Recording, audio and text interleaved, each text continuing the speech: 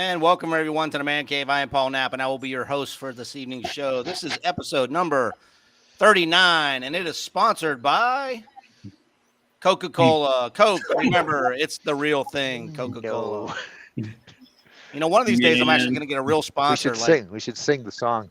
I was going to say, one of these days I'm going to get a real sponsor, maybe like, I don't know, Cotsworld Collectibles. I thought you was about to say it's sponsored by cocaine. That might get him banned. You're gonna get me kicked off the air already there, Robert. And tonight's guest, waiting in the green room, is our special guest, Mr. Greg Autore. You may know him from various G.I. Joe conventions or from his blog, 12-Inch Treasures. Greg spent his childhood playing G.I. Joes, and eventually people started paying him to play with his profession. Toy designer for almost 40 years.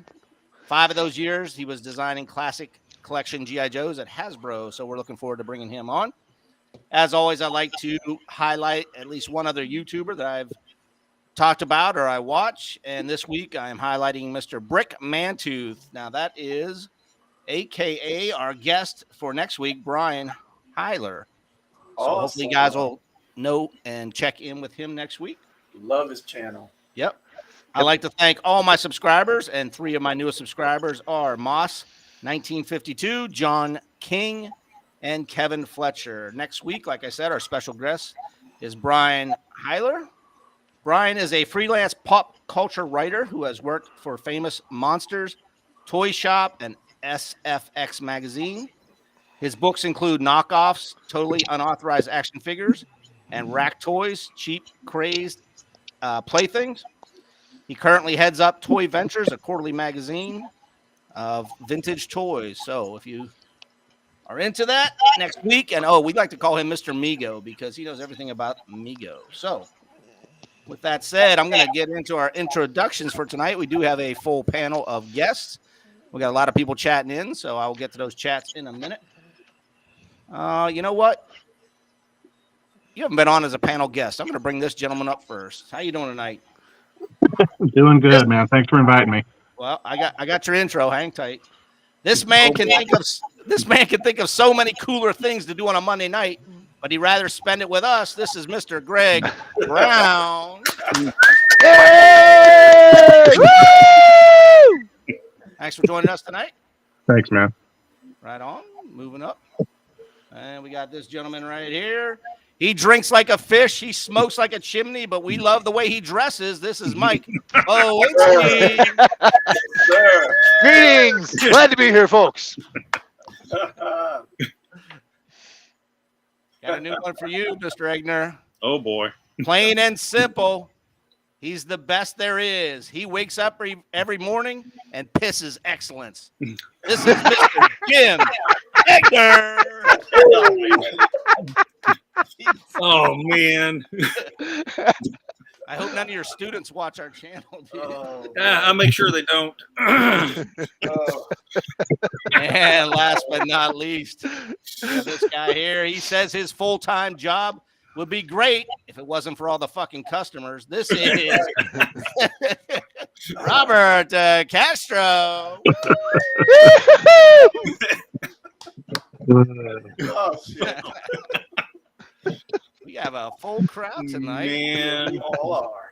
Well, we're coming off our special from last week. Everybody was dressed up, and we had, we must have had like 10, 12 people that popped in and out, man. We had Santa Claus there for a little bit, right, Robert? Yeah. That was pretty cool, man. So That was a lot of fun. I enjoyed that. all right. Well, as always,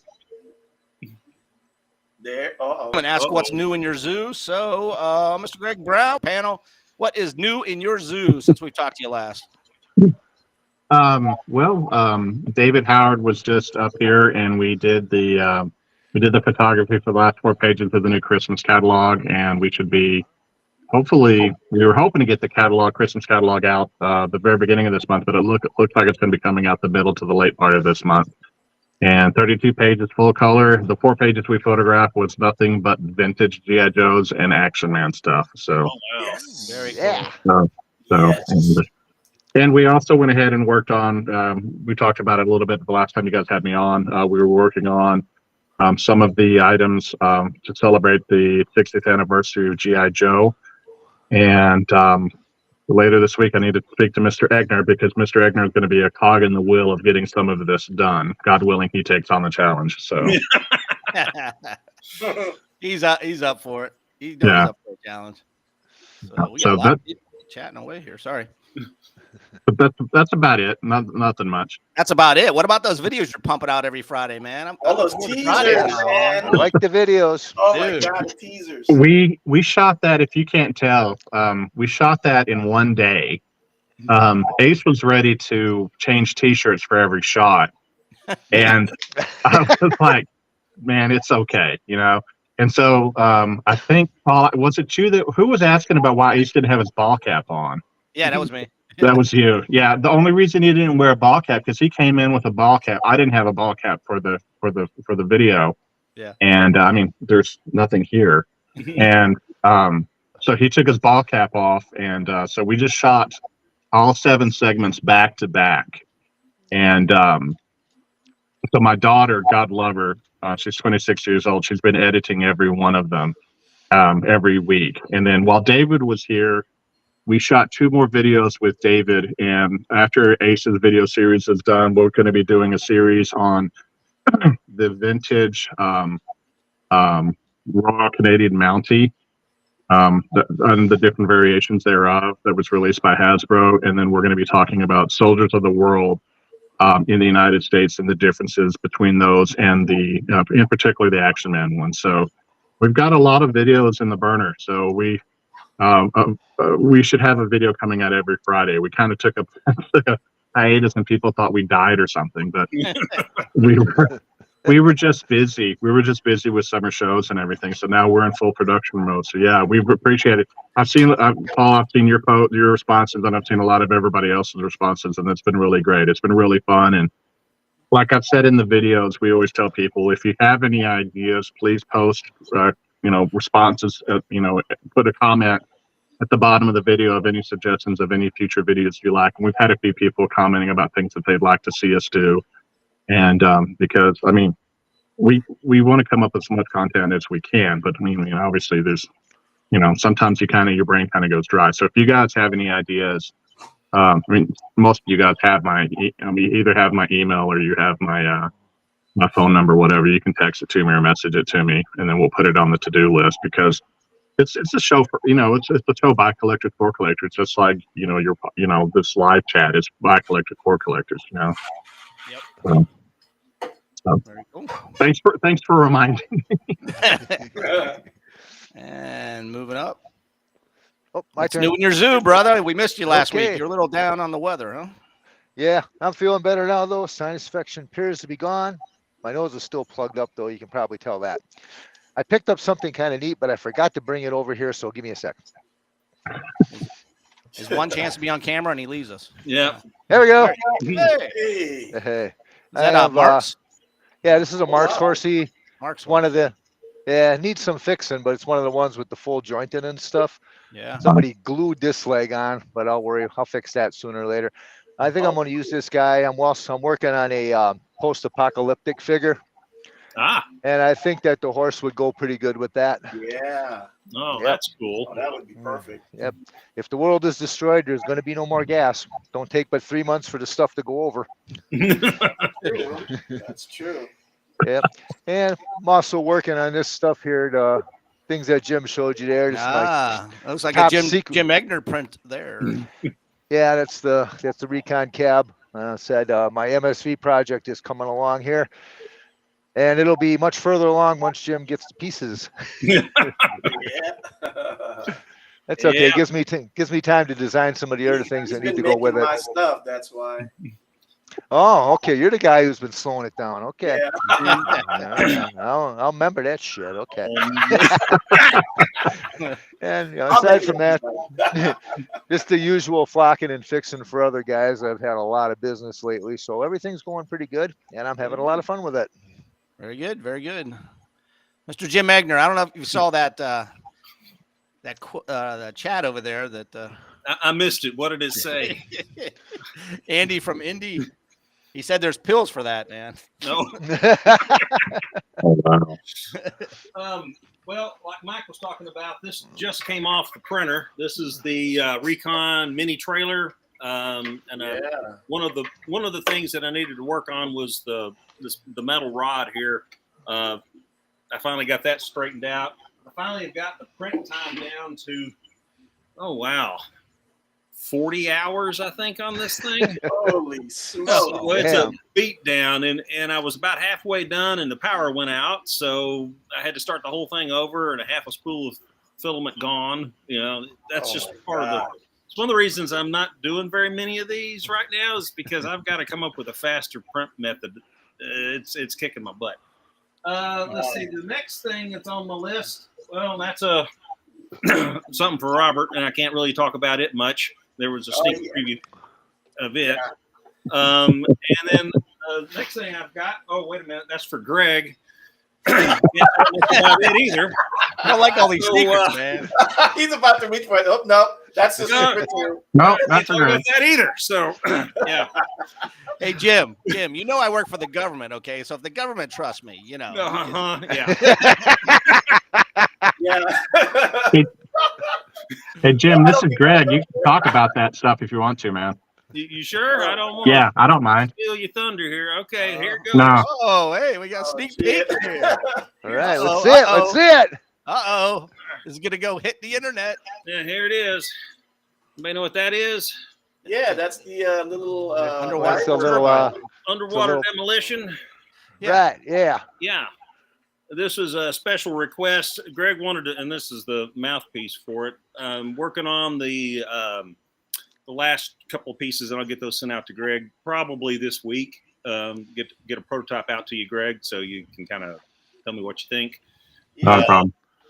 Yeah, that should be coming pretty quick. So working on that, and then the other thing, well, we'll talk about Go ahead that and later. show 'em, Jim. Go ahead and show 'em. You're still making those Vietnam hats, right? This is what Every once in a while. This is for Robert. This is that's what we want to see. Cool. it's still got the support materials on here, but It looks pretty cool in yellow. It's yellow Yes, and sir. silver. So anyway, that's partially put together. I've still got some parts to put on it, but yeah, those are some of the things I'm working on. A couple of other things I hadn't talked about. So All right.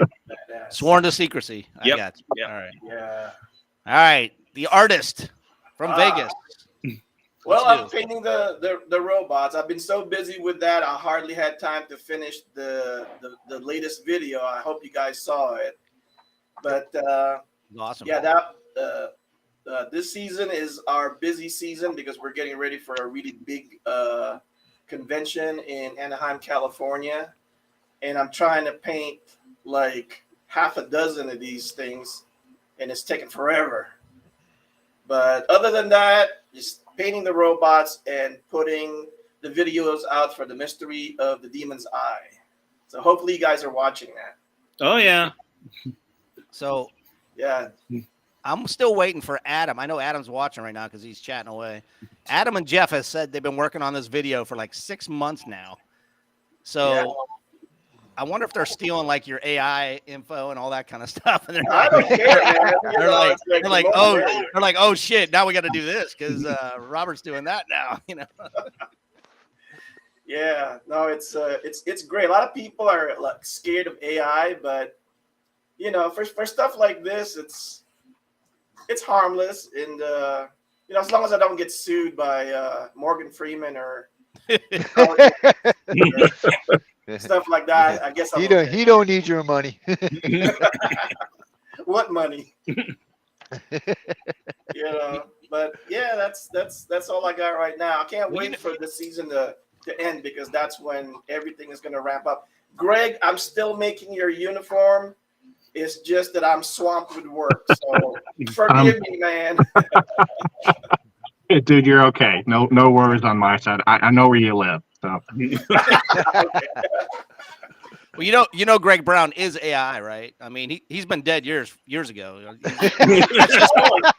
That's just an AI. That's an AI Greg Brown that we talked to. That's not really... I think I'd be a hell of a lot more handsome if I was AI, brother. To be like a Brad Pitt right here, right now. Well, Adam just chatted in. He said his video is going to drop in about 3 weeks. All right, brother. So we're looking forward to that. Him and Jeff have taken a hiatus for like 6 months working on some video stories. So we're all looking forward to that. So hey, it's about 8:15, and we have our special guest still in the waiting room. If he didn't hang up on us yet, no, he's waving. He's there. He's there. All right. So I'm going to bring this gentleman in. Some of you guys have talked to him before, and you know him from other G.I. Joe conventions. I'm going to give him a little intro here. This man is an artist, a creator, an inventor, and according to rumors, a sexual tyrannosaurus. Please help me welcome Greg Autore.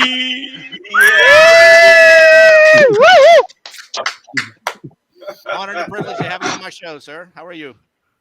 Hey, good.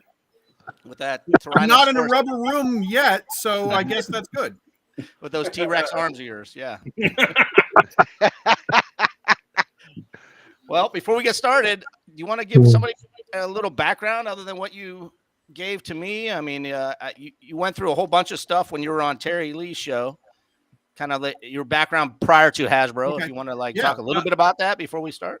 Actually, I started officially at Mattel as a summer intern and stayed for 10 years. And one of the funny things is the movie Big came out right around there. And people kept saying, "Oh, Greg, you should go see a movie Big. It's all about you." And I thought, yeah. I'm watching the movie, and he's doing everything I was doing at work.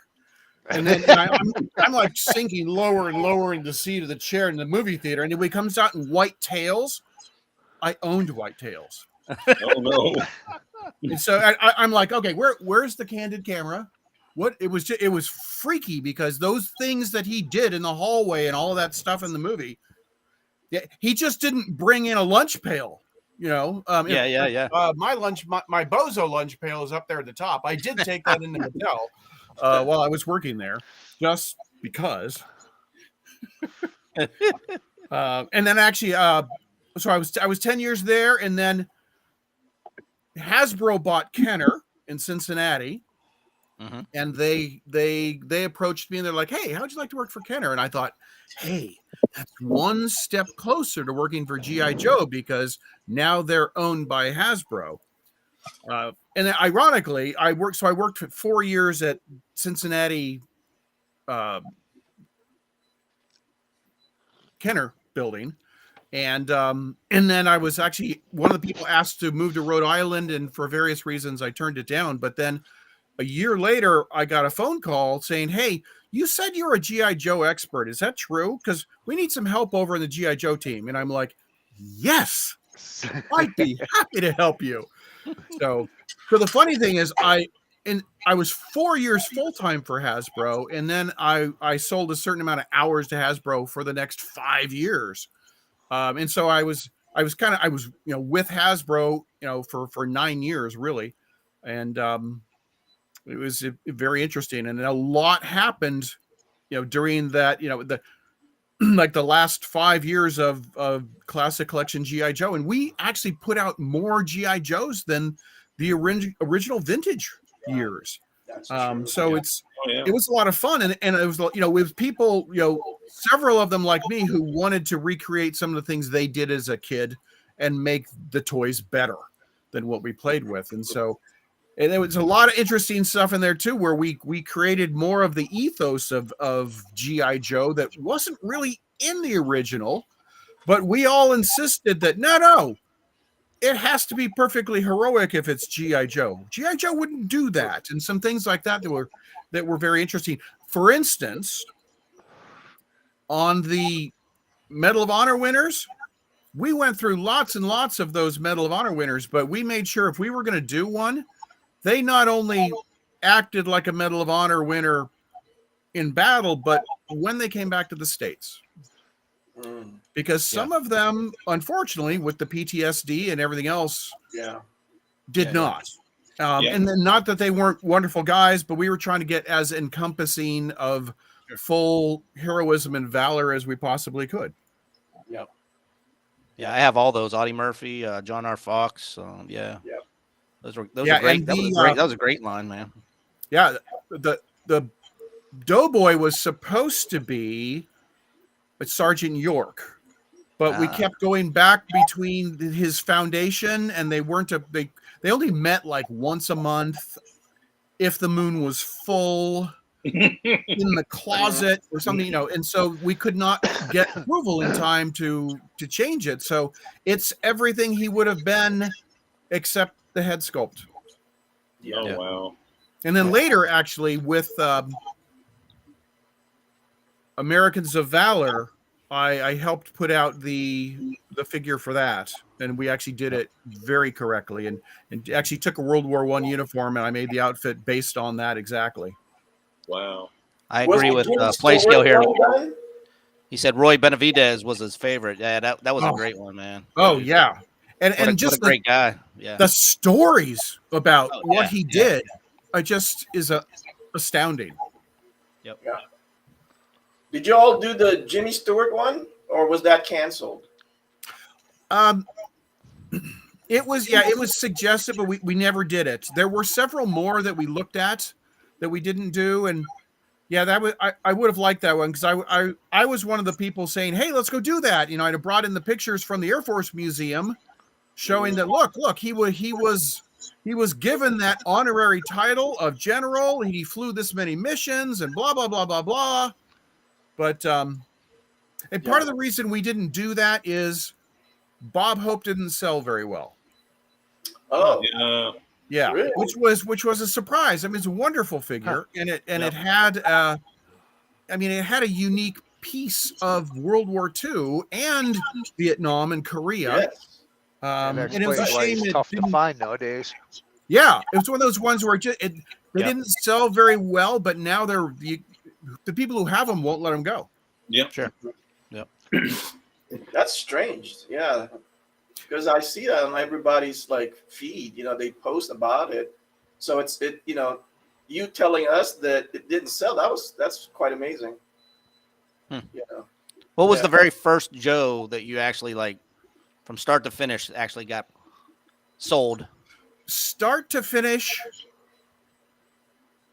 and of course that's a spectrum, but completely my idea and everything would have been the 2010 GI Joes. And did I already tell that story the other day? You told it on Terry. Okay. Yeah, sure. So one of the funny things was this great story. I'm at Hasbro, and they're like, "Oh, we gotta have an emergency meeting. Everyone come into the conference room. Mattel is gonna put out a 12-inch figure. What are we gonna do?" and I'm like, "Excuse me, how did you hear about this?" And they said, "Oh, they just released it. It's Max something." And I said, "Oh, good. It's now public knowledge. Let me tell you about the line." And I started listing off everything in the line because I worked on the soft goods for Mattel. And there was dead silence in the room. and at that time, they weren't taking me quite as seriously, because in the toy industry, if you're a girls' toys designer, you're a girls' toys designer. If you're a boys' toys designer, and there's a lot of that. And so it wasn't until that point, when I proved I'd been doing it for Mattel and their competition, that they took me fully seriously. And then they were like, "Okay, so what do we do?" I said, "Well, this is what we do." and I kind of gave an outline of, let's do this. And, but we can't get it done in time. Sure we can, if we're just changing the soft goods. And so the funny thing is, I ended up using tooling from so much of the Action Man that was Hasbro released in Europe. And so it looked like all new tooling, or I stole things from Hall of Fame. And it wasn't until the fifth figure that actually had some new tooling on it. Oh, wow. And then they sold. Originally, we're just going to do these 3 figures. And then they were like, yeah, they're selling. Can I have more? And so we did a total of 9 of those. And then they wanted to refresh, do something different. And I was like, hey, let's do a thing. Let me have 2 missions in one. We'll call it double duty. And then you'll have a play pattern. And they were like, we can't afford that. And then a week later, I'm like, yes, we can. A week later, they're like, do you think you could really do that? I'm like, yes, let me show you. And the fun thing for me is that's how I played. With my G.I. Joes, I would set up a mission. What I was going to do, pull out all of the parts, load it onto him, fill his backpack with all the grenades and machetes and whatever I wanted, and I would go do my adventure. And it's fun now hearing some of the guys who played with those now and are now collectors, and they're like, oh, those were my favorite. So, and there were more of those than what were released under the name. If you read any of the 12-inch Treasures blogs, because I think we released 5 or 7 of those, and then there were like 4 other ones designed, and they decided to change them into Real American Hero people instead. So they were all double duty missions, but we just changed them to Firefly and to Dusty and to Roadblock and things like that. Yeah, I have all those, man. I love them. The double duty ones, those are pretty cool. Yeah. Well, hey, Jim Egner, where'd you go? Hey, where'd Jim go? Who's got a question, man? Who's got a question? Says, my favorite 2010 figure was the Alpine Assault figure. Oh, That must be one of yours, yeah? Yeah, absolutely. Because the other fun thing on those was I got to eat on both of those, the 2010s and the double duty. We were up against Max Steel, which had commercials, and Action Man, which had commercials. We had no commercials, so I'm like, hey, remember what we used to have in the Adventure Team packs? We had the little comic books. Can I put stories on the back of the package and tell it that way? So I actually got to lay out, design the blocks. I didn't do the artwork, but I said what was in each panel and roughly what was happening and all the words and the descriptions of the whole battle, and that was fun. Very cool. Awesome. Cool. Man. So, Mr. Greg Brown, are we allowed to say what is sitting in his room right next there? Is that a project you're working on with him, or that he showed earlier? Well, we're just part of the cog for his project, so that's his baby. So you can talk away on that thing. Greg, can you share that with our audience, or is that Absolutely. Tell us. So after Hasbro, of course, I've been doing toys for almost 40 years, and so for like the last decade, I've been involved in a lot of inflatables. And I was actually having a conversation with Ace one day, and we were talking about inflatables, and we got to talking about the Ghost Brigade or the Ghost Army, and we were like, hey, what if? Yeah. Yeah, that's super I cool. love it. It's Now, cool. and it's still not perfect, but it's got a lot of fun things. And I actually, I worked on the shape with the factory first, and I took blueprints, and I had to adjust for a little bit of the scale, but I took all the images off the blueprints and adjusted them as best I could. Of course, some things it's like, okay, well, you have to decide what view you're going to put things, because that from this side would be like this, but really it's up here sticking up. But, as an inflatable, and the Sherman works perfectly because it's a round.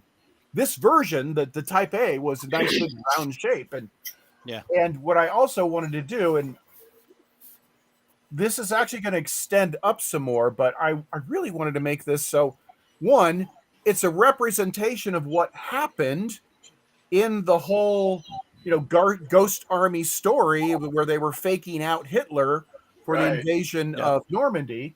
Yeah. But I thought, could I get this cool enough that this could be used in the background for some people doing dioramas? And so I know it's in the center. It shouldn't be in the center, but I had to do that for construction reasons. But I got me a Sherman tank that'll hold a G.I. Joe. That's super fun. The scale looks about right too. Shit. No, it is. Now I took the scale from the actual blueprints. So the scale, I'm within, I'm within half an inch everywhere. I do need to angle this up a little bit more right here. Yeah. But notice what I kind of cheated here for his serial numbers. Right. Yeah, I see what you're talking about. Yeah. Yeah. And then the other thought was what we could do is, this side we made it Ghost Army. But the idea was if we got enough interest in this, we could sell these, and then we could even do some PVC, some vinyl patches, so it looks like how the guys made the vehicles their own. And like, I had done a little graphic of like pinup girls or something like that. Exactly. And I did one of those. Okay. Kind of like in Fury, where they had the name painted on the barrel and everything. Exactly. Yeah, gotcha. Exactly. Okay. Yeah. Like Now the other thing I did on here, which I thought would be fun, was I thought, well, maybe I can get this so that it could be sold into like some of the museums. And so I've got the story on the bottom here of what really happened. That's cool. Yeah, man. And then I have some. Looking at that thing, it gives me an idea for a suggestion for you there, bud. Please. You have like, okay, where the guy is in the middle in the commander's hatch there, and you have like a depression down in there. Couldn't you make that turret revolve by doing something similar in the body of the tank, and then then something coming? You get what I'm saying? Oh, yeah, it's certainly possible. It's all just a matter of money. Right. Oh, okay. Right. It just seems to me that would be a great addition if you could make the turret swivel somehow. I completely agree with you. Did the actual ones have any kind of functions like that back in World War II? Not the ones I saw did not. They were solid structures. So I got to see one once because I found out they were actually made in Ohio, where I'm living now, at the Goodyear plant in I forgot, but north of here. Yeah. Didn't they put it over Jeeps to make it look like it's moving around?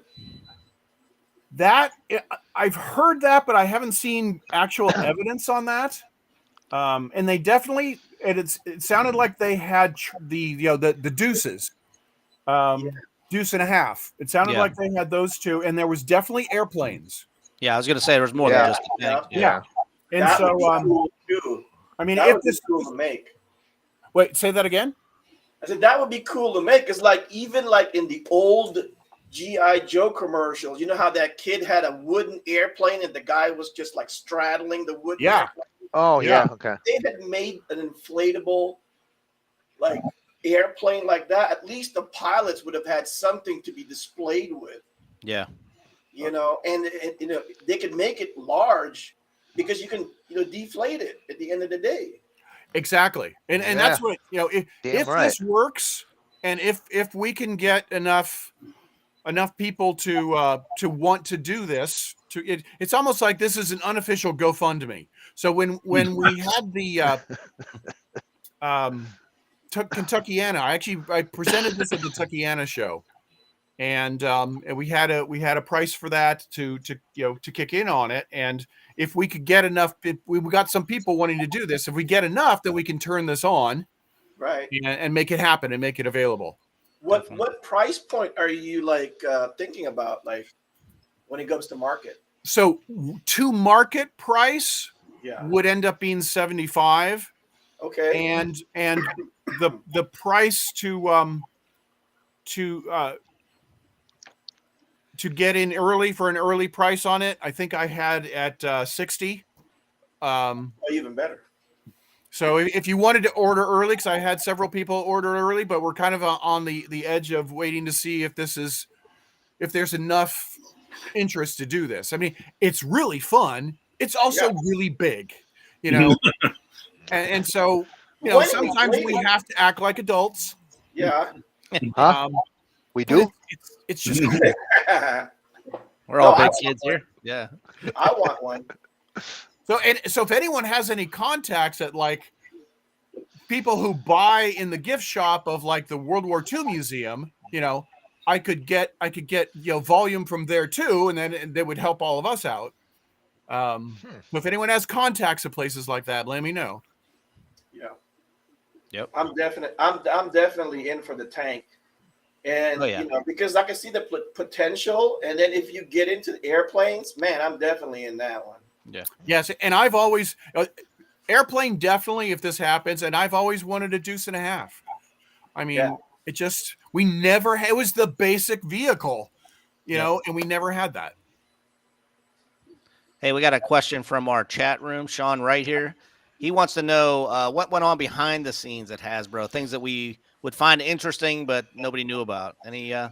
Anything you can share with us other than? Tons of things, and it's like, and I wrote a lot of those in the 12-inch treasure blog. But here's one story I don't know if I've actually said in public. So Brian Goldner was put in charge. He was the new president at Hasbro, and he had no background in toys whatsoever.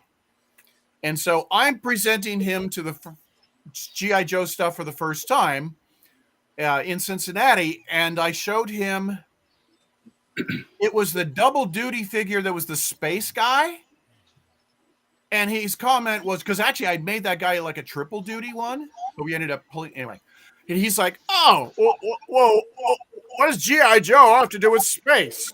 And I'm like, "Well, in 1966, there was the Mercury capsule that was made until G.I. Joe went away in Yeah. And then it's been in every iteration, but and those are some of the things that you deal with. In fact, one of the stories, and I don't like to mention the designers' names unless they let me, because like when people get names of people who worked at Kenner during the Star Wars years, those people are never left alone again. And one of the designers, who was actually a reenactor and a vet, he went in with like a perfect 1/6 scale size canteen with the little lid that unscrews and the connection. It was cool. perfect. And the utensil set and everything. And the Hasbro execs went, so they didn't understand the magic of what that was and how awesomely it was created. And it was actually and even for the designer who told me that story, he was like, yeah, we knew from that moment on, because at this time all G.I. Joe had been moved to Rhode Island, and I was still doing it remotely from Cincinnati. G.I. Joe actually only lasted a little while after that, because they kind of lost their interest. But it also, when you've got a company that big, you have to keep eating big amounts of food to keep it full. And so if your product lines aren't big enough, they're like, I don't need that anymore. Give me something else that's bigger. And that's really what happened to G.I. Joe. It wasn't bringing in enough money because we had grandkids. Yeah. And we were starting to spend more of our money on them than more of the G.I. Joe stuff, which is a shame, because I really, really, really, really wanted the other half tracks that were designed. So I have the one Marine Corps one that you came out with. Yes, which actually tank destroyer. Yeah. Yes, and it was a misunderstanding there. That was actually supposed to be North Africa. That camo was North Africa. And then the Marine one, Pacific Marine, was supposed to come out with the anti-aircraft mount in the back. Oh, wow. That would have been so cool. And then the European Theater would come out finally, and that was going to have the actual canvas cover and a 40 cal on top. But part of when it changed to when I wasn't in the building with them, some things got lost in translation. And that happens a lot. Like if you look at, the MP, which has my voice in it, he was originally designed to have the football hand that was big enough to hold foot. And so he was great in the box because he looked like Hulk. Yeah. Right. But that got lost in communication. And he's just doing this. Oh, well. Those things happen. And the one that bugs me the most, if you've ever heard me speak, you've probably heard this one, is I very carefully made sure that there was enough money for the Pygmy Gorilla G.I. Joe to have a decent Pygmy Gorilla. And so he's wearing pants. He doesn't even have a shirt. I cut out every penny I possibly could. He's got a bandolero. Yep. Yeah. And I had the size in there, and it was all costed. And then they gave it to someone to draw who had been fresh off of Congo. Yeah. Oh. Yeah, but the grill is cooler than the original one. Well, the sculpting is cooler. If it was twice that size, it would have been really nice. Yeah. True. And I have to agree with that. Yeah. Mhm. Terry Lee wants to know what year was the Double Duty. That was 2010. Double No. Duties came No, out, no, or no. no? 2010 was that other line of figures. The Yeah. double duty ones came out around 98 or 99. Okay. Yeah. Oh, wow. Oh, 99, because I actually started late 99, maybe 2000. I ended Girls Toys in 98 in March. And then later, almost a year later, I ended up on G.I. Joe. What was your last project you were working with G.I. Joe? The last project was one of the very last projects was, okay, so G.I. Joe sales are tanking. What can we do? What are some different ways we can do this? So we looked at a bunch of different options, which way to go. And I think the next time I do a talk at a big convention, I'm going to kind of go through that branching of how all the decisions were made and all the different directions we started and didn't go, because I think that would be fascinating. And so, like, one of them was we looked at spies. Would it be GI Spy? And do you take everything about GI Joe, and what we had ended up with was all like perfect little tiny parts that were so accurate. Do we take that and go spycraft with GI Joe? And so we made a model that was in a case, like a Halliburton case. It was a spy case, like an attaché case, modern. And he would change his costumes, kind of like Mission Impossible and like the original Secret Agent G.I. Joe, and had a lot of parts like Mike Hazard and actually the figure that we did. I originally showed a revise of Secret Agent, and they didn't like that, but we ended up taking that and putting it on Agent Faces and doing a version there instead. Oh, okay. Yeah. But we didn't get the machine gun that was the radio. That was really cool. It was neat because So that was one of the directions we looked at. The other direction was, do we go full on Adventure Team? Which of course I would have loved that, because even though I started, my first G.I. Joe was the vintage dress Marine that was from Raisin Bran when you sent in enough box tops. And so I began on the vintage ones, but then a lot of my time was during the Adventure Team. And so, there were so many fun Adventure Team stuff that every time I got a hold of one, I tried to make it better, like the Yeti. I fought for a long time, and I got a big in the package. Dude, that's still... That was one of the best ones in the classic collection AT sets, Dan. Thank you. It was funny because I told the story. I was selling off some of my stuff, and I told that story to a guy, and he's like, "Oh, I've got one over here." And then he brought it over. He's like, "Hey, I decided not to sell it. Will you sign it?" I'm like, "Yes, cool. But someone opened this and played with it. I'm going to put it back in its position so it looks like they're fighting the way they should be before I sign it." Because I was really big on when I made the model, even if it was a alpha figure on a card, I sent it in on the card, wired in place with the mortar or whatever, so it looked like there was action in the package. Very cool. Very cool. We have two people chatting in. They both want to know, what was your favorite figure you designed, or the one that you had the most affection for? Is there two? Well, it's kind of hard not to have affection for the MP since it's my voice. We did have several of the designers had their heads sculpted for G.I. Joes, and they suggested mine. I'm like, nah, that's not G.I. Joe. But to do the voice, I'm like, oh, I am in. I can do G.I. Joe's voice. You know, hold it, buddy. Oh, and a fun story here is the last place I lived, I had a pole barn in the backyard, basically a small warehouse. That's where all the G.I. Joes were of fabrics parts. And if I'd go out there in the middle of the night, I'd grab a box, and several times I'd grab a box and it would be triggered to be like, hold it, buddy. It was my voice yelling at me. So That's funny. one of my that brings up another that I really pushed for was on the lunch pail that many of us had. It showed the Frog Man, and in the background, all of the mines. And I wanted those mines, and so I eventually got to make a G.I. Joe that had the mine. Yep. And if you hit one of the little pins, it goes poof. And by the way, if you put a weight on it, you can hang it at the bottom of the pool and it floats. And you can hit it. Oh shit! Oh, you were thinking. Yeah. Yeah. The other one that was one of my favorites was the figure is called High Tech.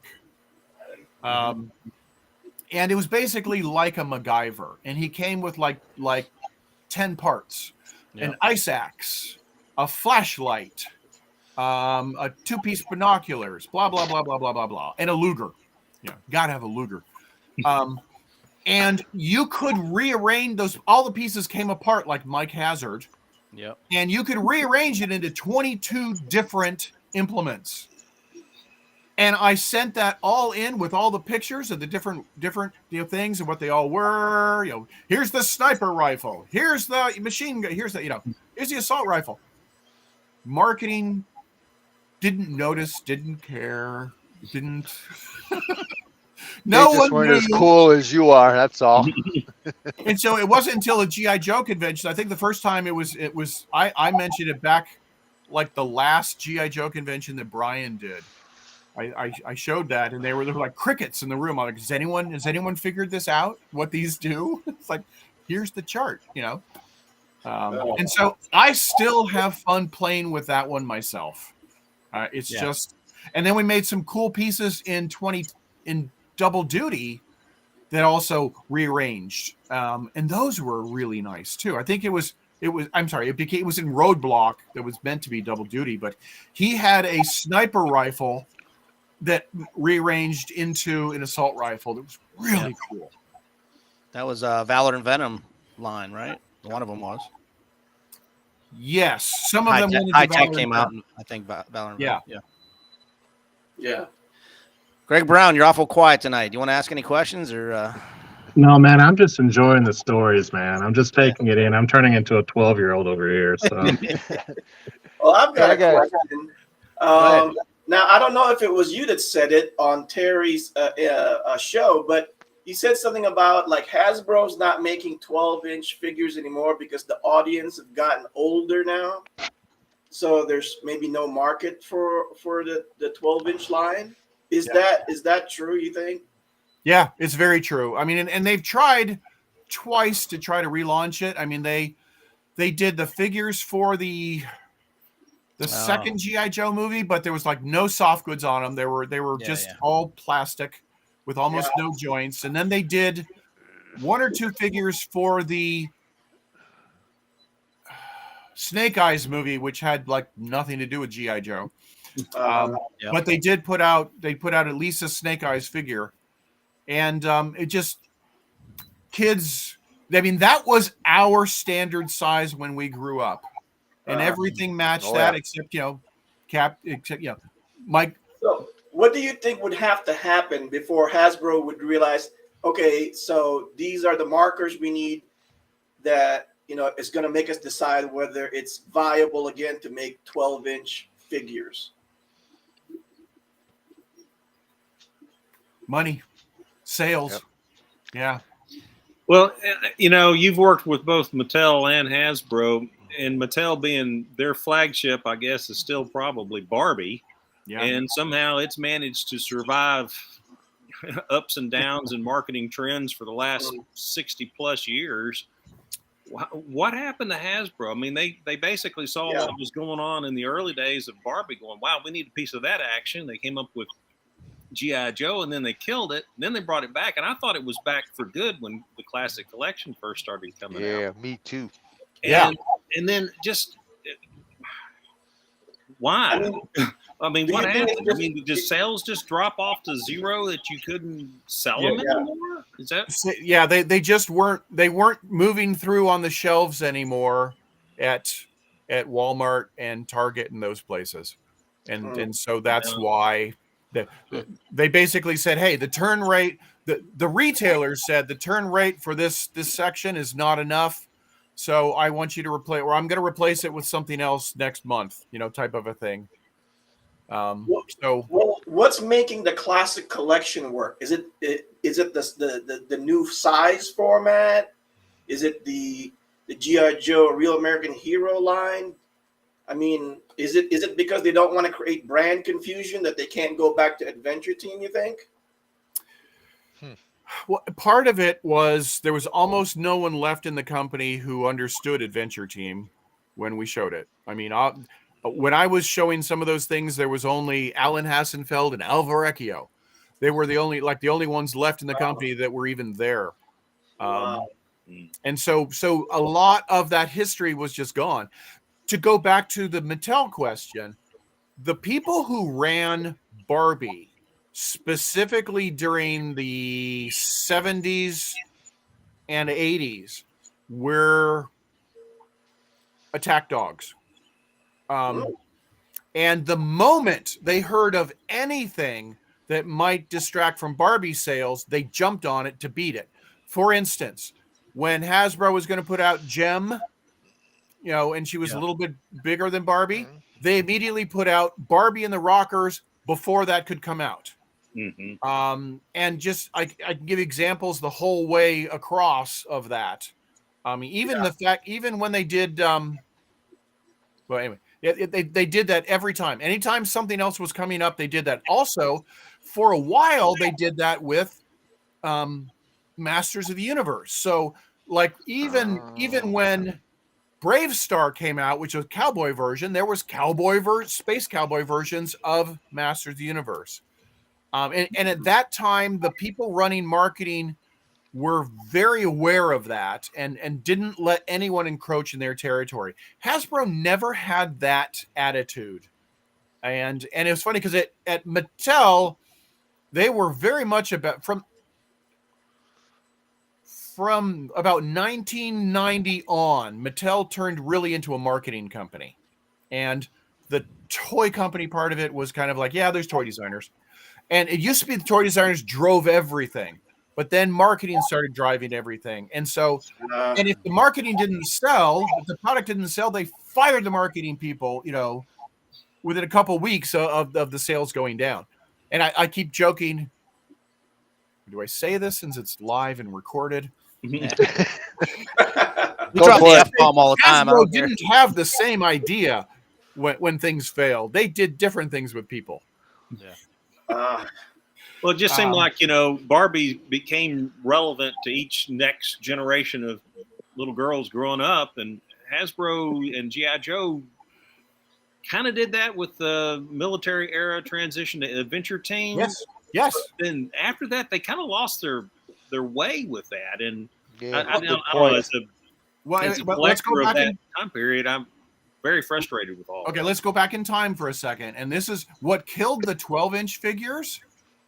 Adventure Team 12-inch figures was not Hasbro. It was the oil embargo. Was it real? Yeah, because what was selling to kids at the beginning of Adventure Team was $5. And towards the end of Adventure Team, that same figure was $10. It's the same thing that killed Marks and all the Johnny West line.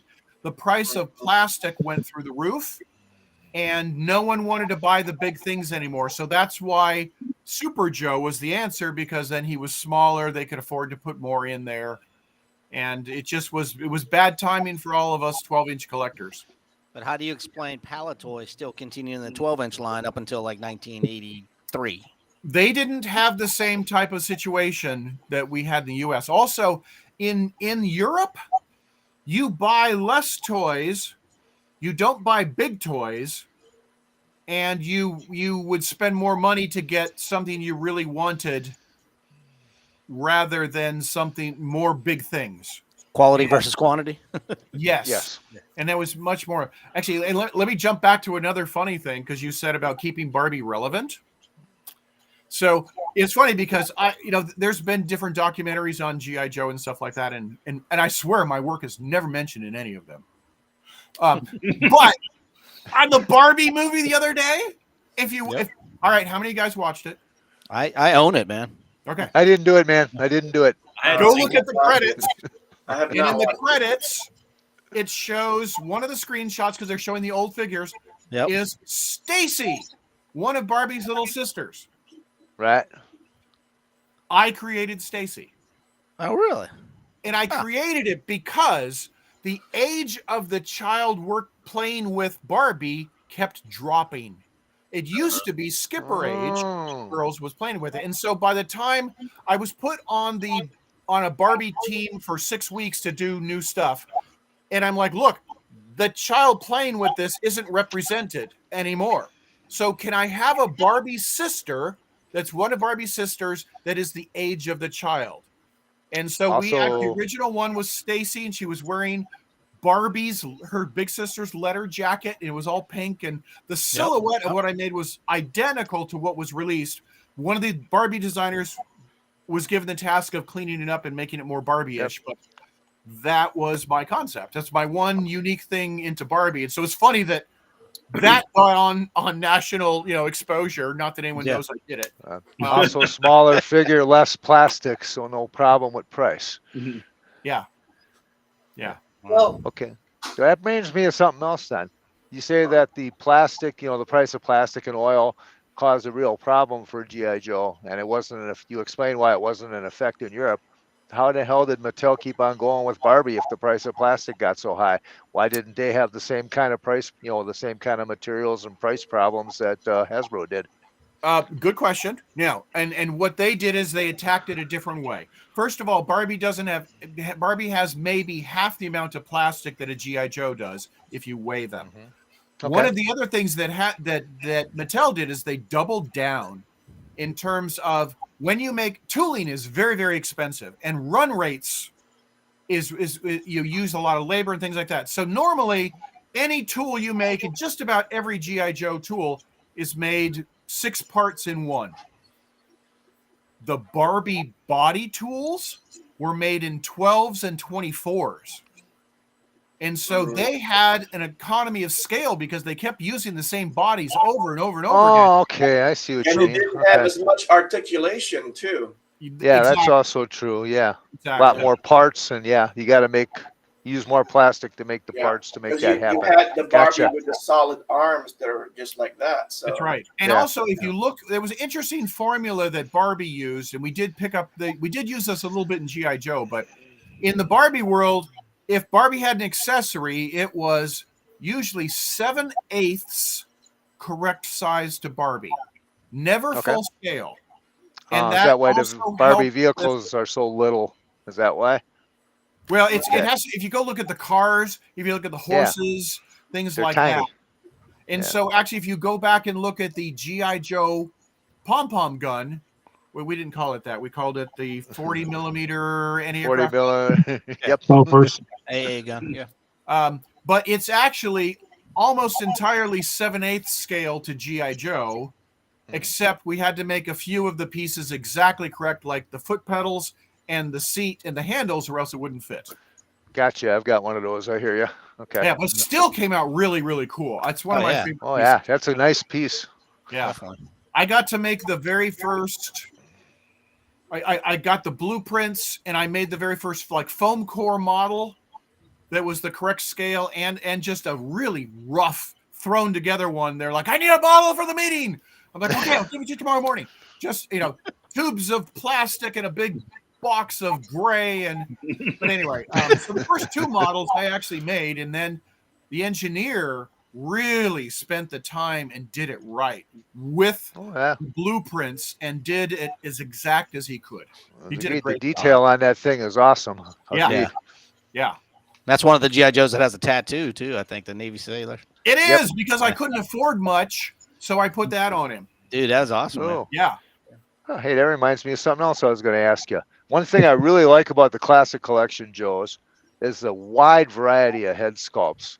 You said that some of the designers were the models for the head sculpts. Yes. Where else did they get those from, and who came up with that idea? That was one of the best things about them, I think. I get to take credit for that. Now, I didn't sculpt them, but I went in at the time. There was a manager of GI Joe, and he had been human resources, so he didn't really know anything about product. He knew numbers, and I said, hey, 21st century is doing all this really cool stuff, but the thing that we have that they don't have is we still have the best heads. Yes, the GI Joe collectors are using that gear, but they're using GI Joes, and we have the best heads. We need more heads. And he said, well, we can't afford it because blah, blah, blah, blah, blah. And I went and did my research and said, hold on. The tool, because it's a rotocast tool, is incorporated in the factory cost. The only thing you are paying for is the time for the sculptor to do a sculpted head. And so from that moment on, he let us do a lot of heads. And so if you've ever seen, we've got a big chart. It's funny because one of the interns made the chart and started naming all of the heads. We didn't for them. But yeah, there's at least 5 heads that I can think of off the top of my head that were designers. Wow. And some of them I didn't even believe it until I saw the photos and went, oh, I saw the sculpting input photos. I was like, okay, yeah, you did make it him. Yep. Okay, so whose head is this, and why are there so damn many of these more than any of the other ones? Because no, actually, those again. Which guy's that? This is the most common one that I found. It comes in different hair colors, but that's got to be the most common Classic Collection head. It is. And by the way, I'm the one responsible for getting rid of the original flat top head because it was terrible. I killed it as soon as I possibly could. That head was on. That came out in what we called internally cannon fodder. Because at that time, all the GI Joes were big, expensive ones with the opening panels, and so they decided that the collectors started saying, "Could we have some cheaper ones?" So they put out those ones on the blister cards, which we eventually standardized the price points and made those alphas. And so when they released the alphas, that was the head they designed to go with it. Okay. So were you the one that came up with the idea of sculpting on shirts too? Because I was about to ask that. Because that was a bad idea. yeah, those ones. I know. I didn't do the first one. The first one was the T-shirt, and that was done by the LC group, the special GI Joes out of Pawtucket. But after that, every other single one was mine. And the reason I did it was I was tasked with doing the kid versions. And so anything I could do to have a big gun, a big feature that I needed to be able to afford it. And so if I could put him in a T-shirt, if I could put him in, eventually I switched it. So it wasn't all T-shirts. So we had flak vests, we had sweaters, we had a different flak vest later on. We actually did one that was the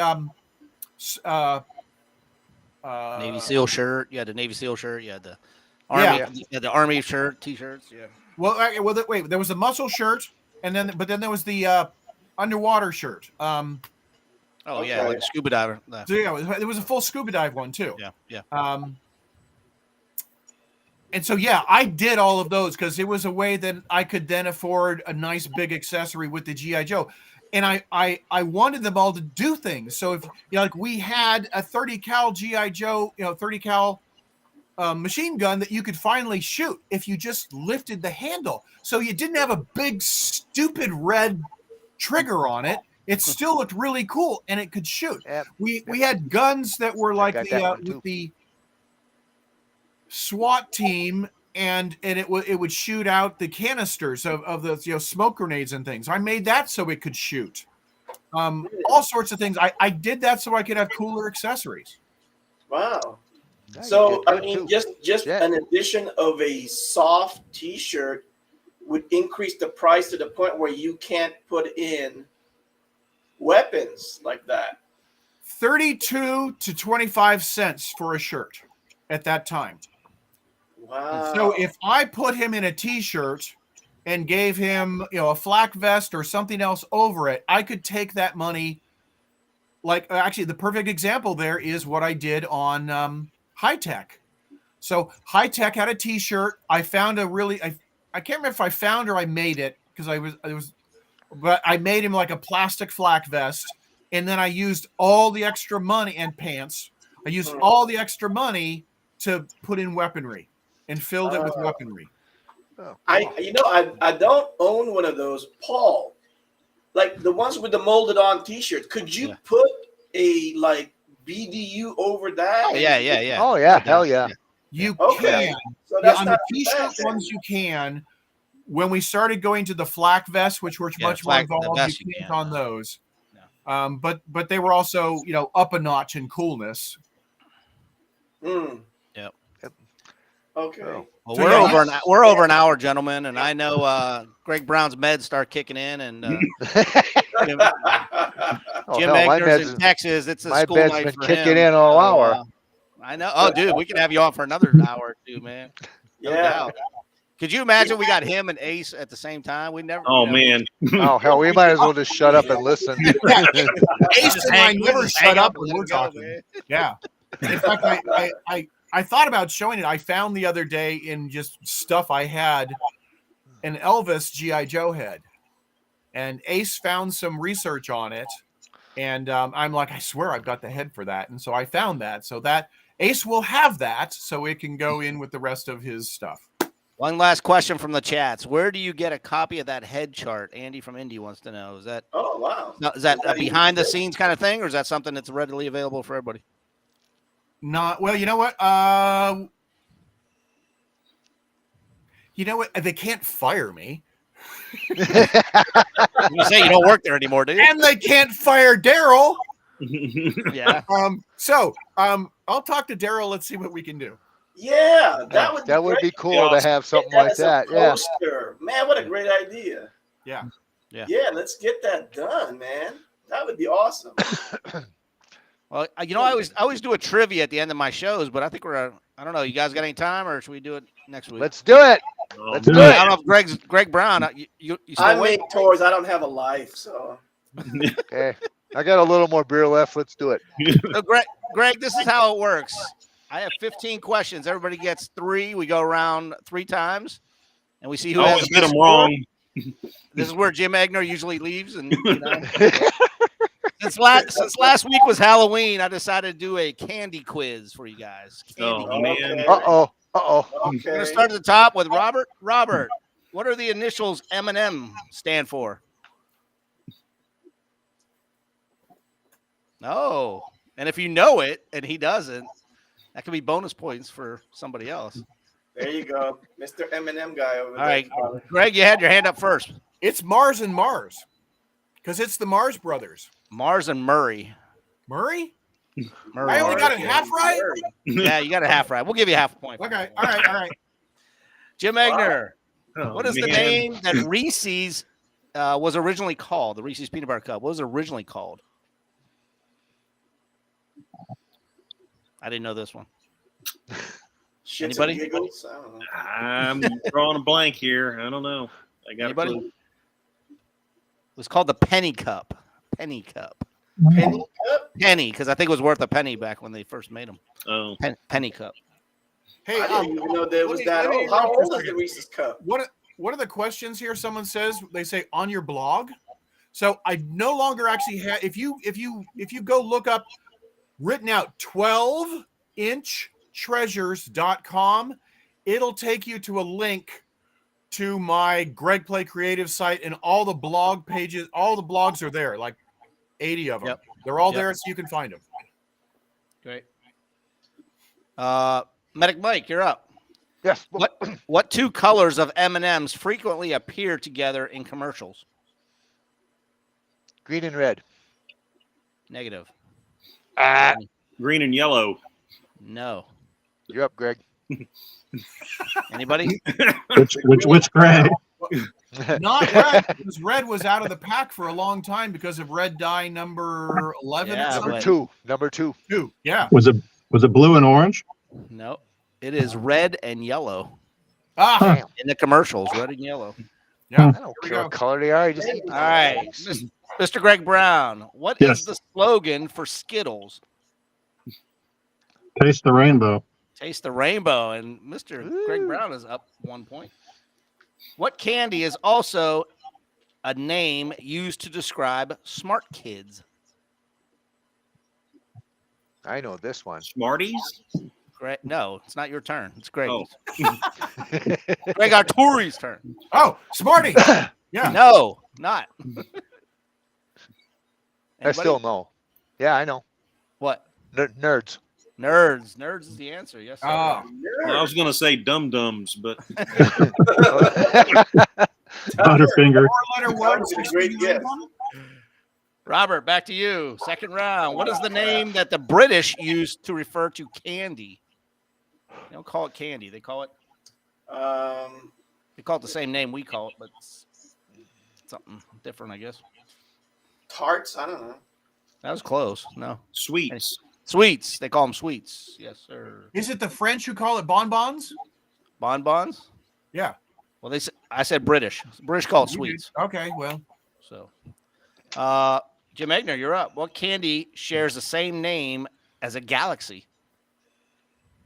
I know this one. Milky Way. Milky Way. You are up by 2. Ooh. Back to Medic Mike, round 2. What was the lollipop named after? I do not fucking know. Good ship. And the first F-bomb of the night. I Anybody? honestly do not know. Somebody Name else got to take lollipop. this one. The Refer owner's to- daughter. No. Oh gosh, it's the It was a- candy apples, isn't it? In fact, that we always called them suckers, not lollipops. I mean, come on. Yeah. It was a racehorse. Oh, Really? Really? That's interesting. Do you have any more information than that? That's interesting. No. What Okay. was the day job of the inventor of cotton candy? Mr. Brown? my God. And this is the irony here is kind of interesting. A chocolatier. No, It's a mortician. no. He made insulation for houses. And said, man, that looks good to taste. Let's try that. He was a dentist. Ooh. Oh shit! He's trying to drum up some more business, no doubt. Our special guest, Mr. Greg. Which candy company produces the popular Butterfinger candy bar? What's the name of the company that makes it? Well, these are Nestle's or Hershey. It is Nestle's. You are correct. Yeah. Okay. I was gonna say Procter and Gamble. Last round, Robert. Which candy was included in the U.S. soldiers' rations during World War II? That's a Hershey bar, isn't it? Hershey's milk chocolate bar. Yes, sir. Yep. Yeah. What candy was originally designed to be a smoking cessation aid? Not sensation, not trying to get them to smoke. Cessation, trying to get them to stop smoking. Is that mine? Yes, sorry. It's yours. Lifesavers. No, that's a good one, though. No. Anybody? Like chewing gum? No. Tootsie Roll. No. It came in a dispenser. Oh, Yes. Yes. Tic Tacs. Bez. Yes, sir. Yeah, yes, yeah. So I think trust the me, it first does. ones were spearmint or peppermint or something like that. Trust me, it doesn't work. Which candy is advertised as 30% less fat than the leading chocolate brands? Let's see what. Medic Mike, that's you. Oh, geez. Yeah, let's see. I don't know this one either. Although I hate to admit it. Anybody else? Greg's shaking his head no. Greg Brown. Bro. Twizzlers. Really? I like What is- hearing Mike talk. He sounds like Norm Macdonald. He does, doesn't he? Last two questions. What is the longest continuously running branded candy in the U.S.? And that's mine. Yes, sir. And I see it all the time at movie theaters. Oh man, yeah. That's the only time I see it, actually. Is it like Raisinets? I was about to You're say. close. You're close. Goobers? Gobstoppers? Who'd you say? Rod? Robert? Gobstoppers? Goobers? No. Dots. Mike and Ike. Very close. Good and plenty. Good plenty. Yeah. Okay. Oh, really? Okay. Last Candy. question goes to our special guest. What candy was first manufactured in the United States in 1896 by the Walter M. Lowney Company? And I gave them out for trick-or-treating this year. I have no recollection of that, Senator. My favorite candy bar. Anybody? Is it now or later? It's a candy bar? Yeah, it's a candy bar. Oh, it's Nestle's candy bar. Crunch. Snickers, man. Snickers. Snickers. Snickers. Ooh, I like Snickers. You didn't All give right, away well. those little ones, did you?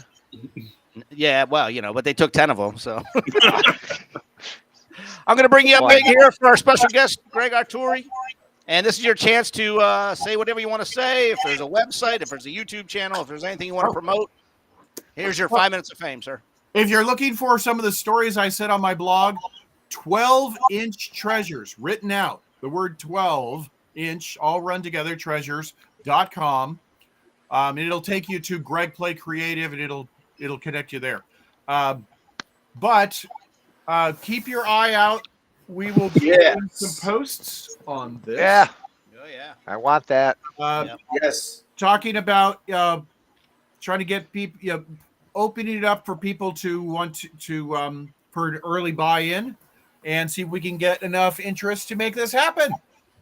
Very Yeah. cool. And maybe we'll even get some help from our other friend Greg Brown. Wink, wink. Yes. Make that happen. And don't forget, next week's sponsor is not Coca-Cola. It's going to be Cotswold Collectibles. Well, quit calling it Cotswold for one, and we might sponsor it, dude. Come on. Is that what it sounds like coming over this? Coxworld? No. Don't call it. Oh, Jesus. Yeah, we're going to be selling toys. We're going to be selling adult toys now. Thanks, Paul. Hey, I'm going to definitely get shut off the air after this. Yeah, that's what did it. Yep. Yeah, that's what the Great sense is. week, Greg. Thank you once again for joining us. I hope you can come back and visit again sometime. You're definitely a part of the Axis of Awesome. We like to call ourselves the Axis of Awesome, so we just got a new member, if that's okay with you. I'll send you the list of dues and what you owe us, And, our president and vice president will be by to put the tattoo on your shoulder. So. Wait, I want it right here. Yes. And the Everybody have a secret good week. We'll handshake, see you too. next week. Don't forget about our special guest next week, too. Have a good night.